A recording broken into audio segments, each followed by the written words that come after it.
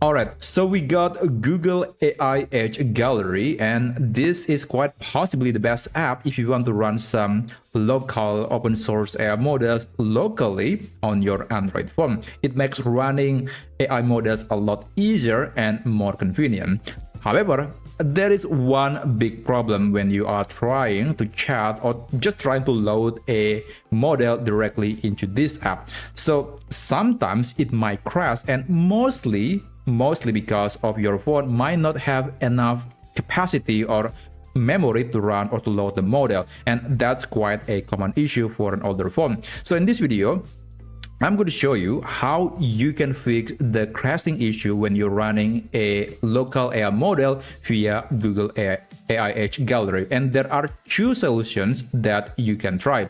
So the first solution is actually kind of simple, and this is something that I had covered in my previous video. And basically, you might want to use either GPU or CPU.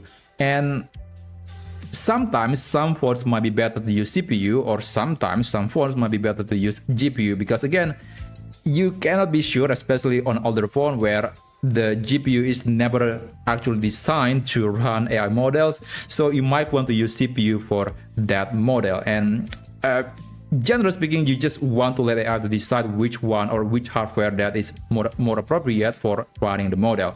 Now, here I can see that I can select between GPU or CPU, but what if you don't see the options? Well, it's likely that you are importing a model and you are accidentally not enabling both CPU and GPU. So let's say if I want to import a model, let's say I want to use the, I guess let's try using the Llama model.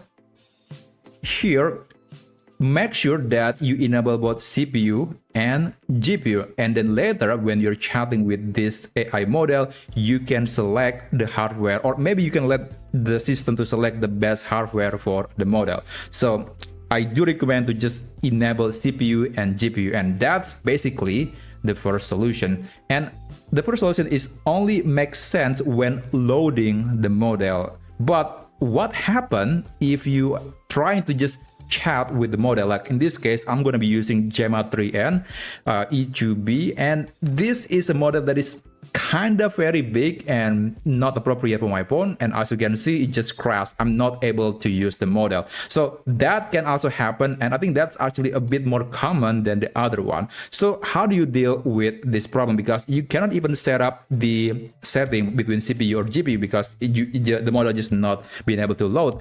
Well, I discovered a simple solution to this problem. What you need to do is you have to tap and hold on Google AI Edge Gallery, go to App Info, and navigate to Storage and Cache.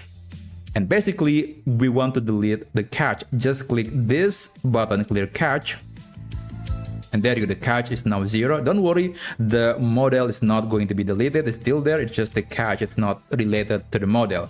Now, I'm going to close this, and I'm going to open the app again. And you'll see now I should be able to load that model. The model is just too big for my phone. So just click this, and you can, as you can see, it's not crashing. It's not crashing anymore. The model took a bit longer to load because again, it is very big for my phone, but it's not crashing at all, and I can use the model. I can adjust various settings, I can chat with it, and in this particular sample, it is actually a multimodal model, so it can understand images and audio. And yeah, it's taking a bit longer, but basically, as you can see, it is not crashing at all, and that's exactly what we want. So just to recap, basically, you want to make sure that you can access either CPU or GPU for the model. Just let AI decide the hardware that is more appropriate for the model. And you can just clear the cache on Google AI Edge Gallery and try again. But honestly, the second option is probably not the best because it's kind of the temporary solution, and mostly the problems stem from the fact that you don't have superior hardware to run the model. So maybe this is going to be a good consideration to upgrade to a more powerful phone so you can have a local AI model running smoothly on your Android phone. But that's basically the two solutions that you can try, and I hope you find this video to be useful. Thank you so much for watching.